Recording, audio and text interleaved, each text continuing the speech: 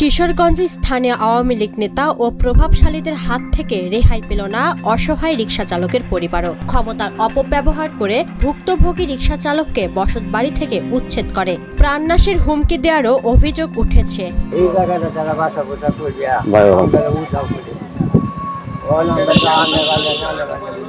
কিশোরগঞ্জ সদর উপজেলার মারিয়া ইউনিয়নের বগাদিয়ার রিকশা চালক মোহাম্মদ বাচ্চু মিয়া পারিবারিক সমস্যার কারণে ৩৯% জায়গার 10% জায়গা বিক্রি করেন আওয়ামী লীগের নেতা ও স্থানীয় প্রভাবশালী ব্যক্তিবর্গের কাছে। এরা তাকে বাচ্চু মেয়েরা বাপ মা মাছারি ঘরে তাকে একটা আওয়ামী লীগ নেতা কিছু কিনলাম আয়া বাড়ি করছে, বাড়ি করে ৩৯% আওয়ামী লীগ নেতা পলাশ সে বাড়ি করছে 10% জায়গা এর কাছ থেকে কিনিয়া পরে এরারে হঠাৎ 2019-21 এক রাত্রে তারা ডাকাইয়া তার মামু পিস্তল দৌড়ছে, বেহেরি পিস্তল দৌড়ছে, দৌড়িয়া তার নাম রফিক, সে দৌড়িয়া এরার কাছ থেকে বুকাছে একটা ওয়াক করছে কইরে কয়েকটা টেয়া দেয় সোয়ালে এলাকাবাসী লইয়া আওয়ামী লীগের যত লোক সংখ্যা আছে সমস্ত লোক লইয়া এরা ঘাট ধরে বা করে দিচ্ছে। যা আছে বাচ্চুমের পোলাফান বাচ্চুমের বনেচারি সহকারে যা আছে সমস্ত লোকরে বা করে দিয়েছে। এরপরও বলছে তোমরা তো আসো তো একটা গুলি মেরে লাইম। বান্ডেল থাকলে প্রতি সেনমানিতে টাকা বাঁচবে। বিকাশ সেনমানি বান্ডেল কিনে জিতুন প্রতি লেনদেনে। কিন্তু আস্তে আস্তে তথাকথিত প্রভাবশালীরা পুরো ৩৯% জায়গায় জোরপূর্বক দখলে নেয়। ২০২১ সালে বসতভিটা থেকে উচ্ছেদ হওয়ার পর বিচারের আশায় মানুষের দাঁড়ে দাঁড়ে ঘুরছে বাচ্চু ও তার পরিবার। উনি আমার বাবা রিক্সা চালায়, আমি ঢাকা সিএনজি চালাই। আমার বাড়ি কিশোরগঞ্জ বগাদিয়া। এই যে দেন বিল্ডিং আওয়ামী লীগের নেতা আমরা মনে হয় উচ্ছেদ করছে।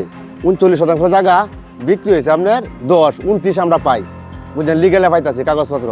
তা আমি আর্মিরা সাহায্য চাই, কিশোরগঞ্জের ডিসি রাতে কাগজ আমি উড়াইতে চাই আমার বাড়ির ব্যাপারে। ভাই আপনার কাছে 10 চাই টাকা পাই, তা আমার জায়গা দিয়ে দেবেন, আমরা কাগজগুলো দেখেন। আমি একবার খাইলে আরেকবার খাইতে না, মা বাপলে খুব কষ্ট আছে, মানুষের বাইরে ভাড়া থাকি, রাস্তায় ঘুরতেছি মা বাপলে লিয়া। সবার কাছে আমার অনুরোধ এই দাবিটা রাখবেন, আমার কাগজ পাইলে আমার দিবেন, না পাইলে দেওয়া লাগবে না। যদিও এসব অভিযোগ অস্বীকার করে অভিযুক্ত পলাশ, খালেক ও মালেক। মূলত বিষয়টা হচ্ছে আপনার এখানে ৪৩০১ দাগে আপনার সিএসএ ৩৪% ভূমি ছিল, মাঠে হচ্ছে ৩১% ভূমি। এখানে যারা আমাদের বিরুদ্ধে একটা বাটোয়ারা মামলা দায়ের করেছিল, এলাকার অনেকের নামে বাটোয়ারা মামলা দায়ের করেছে, এটা তাদের পেশা। তো আমাদের এখানে থাকতো একটা ছোট দুচালার ঘর বেঁধে। পরবর্তী সময় এলাকার লোকজন বলছে এরা গরিব মানুষ, এখান থেকে চলে যাবে, এদেরকে কিছু টাকা দেবো। আমি বললাম যে কি, একটা রিক্সার টাকা প্রথমে ভাবছিলাম দাবি করবে, পরে আমার কাছে 2 লক্ষ টাকা বলছে দে দেবো গরিব মানুষ। পরে আমার এলাকার মানুষের দিকে তাকায়, সমাজ ব্যবস্থার দিকে তাকিয়ে আমি পরে 2 লক্ষ টাকা তাদেরকে দিছি। কিন্তু সেটা দেওয়া হয়েছে কোর্টের মাধ্যমে, যেহেতু বাটোয়ারা মামলা ছিল। ওই কোর্টে দাঁড়িয়ে আপনার রফানামার মাধ্যমে সে টাকাটা নিয়েছে। ওখানে উপস্থিত ছিলেন রুকসানারা বেগম, হেপি সহকারী জজ, আমার অ্যাডভোকেট বিজয় শঙ্কর রায়, আমার আব্বা আম্মা, তাদের অ্যাডভোকেট সাইফুল ইসলাম এবং তার আব্বা আম্মা এখানে উপস্থিত থেকে স্বাক্ষরের মাধ্যমে টাকা দিয়ে তাদের এখানে কোনো জমি ছিল না এটা উল্লেখ করে এখানে দখল মূল্য ছিল, এটা দখল আমাকে বুঝিয়ে দিয়ে 2 লক্ষ টাকা এক তোরাতে বুঝিয়ে পেয়ে দখল অর্পণ করে 24/8/2021 সালে তারা এখান থেকে চলে যায়। কিন্তু বর্তমান সময়ে বিভিন্ন রাজনৈতিক অস্থিরতার কারণে আমাকে হ্যারাসমেন্ট করার চেষ্টা করছে। ওয়ান কাইন্ড অফ বলা যেতে পারে যে একটু চাঁদাবাজির চেষ্টা করছে। আমি একটু অপেক্ষায় আছি, দেশের আইন শৃঙ্খলা পরিস্থিতির যদি উন্নতি ঘটে আমি হয়তো একটা চাঁদাবাজি মামলাতে যাব। আমার কাছে পর্যাপ্ত ডকুমেন্ট আছে, যদি আপনাদের ডকুমেন্ট প্রয়োজন হয় আমি ডকুমেন্ট আপনাদেরকে ফটোকপি সরাসরি আপনাদেরকে আমি সাবমিট করবো। ওয়ারিশ মূল্য যদি থাকতো আপনার তো এই জিনিসটা আপনাকে বুঝতে হবে যে একটা বাটোয়ারা মামলা ছিল। বাটোয়ারা মামলা সবার বিরুদ্ধে বাটোয়ারা মামলা করেছে, ওই জায়গায় রফা দিয়ে চলে গেছে সে। সুতরাং এখানে রফা হওয়ার পরে আপনার যা আছে সব তো ঘোষণা দিয়ে চলে গেছে। এখানে আপনার ওয়ারিশ বা এই ধরনের কোনো আসলে আলোচনা গ্রহণযোগ্য না, আইনে সেটা গ্রহণযোগ্য নয়। কারণ যদি আইনে গ্রহণযোগ্য না হইতো তাহলে কিন্তু অ্যাডভোকেট 2 পক্ষের অ্যাডভোকেট এবং একজন জজ উনি তাহলে এটা অ্যাকসেপ্ট করতো না। যেহেতু বিষয়টা অ্যাকসেপ্টেবল সেই জন্যই ওনারা এটা অ্যাকসেপ্ট করেছেন এবং বিষয়টা আমরা 2021 সালে মীমাংসিত হয়ে গেছে এবং বর্তমান পরিস্থিতির জন্য মূলত ডিস্টার্বটা করা হচ্ছে। যে সম্পদ এটা বিক্রি করে তারা যাচ্ছে কোর্টের মাধ্যমে এরা সই দিয়া আপনার এন থেকে বাড়িঘর পাইতে লেগে গেছে। এই নয় এরা কোনো দাবি দিবি নাই।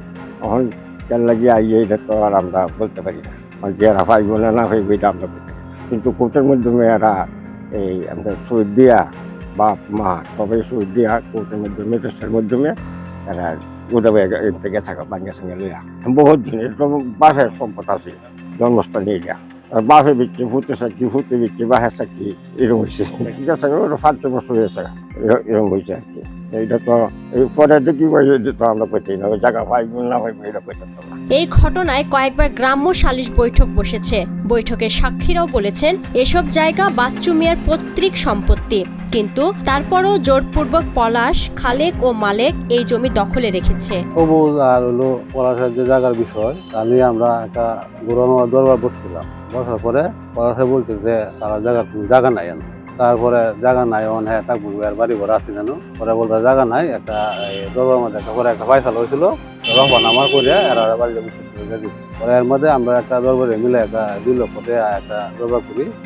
যেহেতু জায়গা নাই বলছে এই দরবারটা পরে 2 লক্ষ টাকা মোটামুটি একটা শেষ করি। এরপরেও আমরা কাগজপত্র আবার দরবারে আটায় দেখছি যে জায়গা তারা আছে, অনেকে আবার বসতে কোনো রাজি হয় না। এই দরবারে আরো যারা আছেন দরবারে যারা বলছি যে বসা লাগিয়ে এরা রাজি হয় না, এই পর্যায়ে আছে আর কি।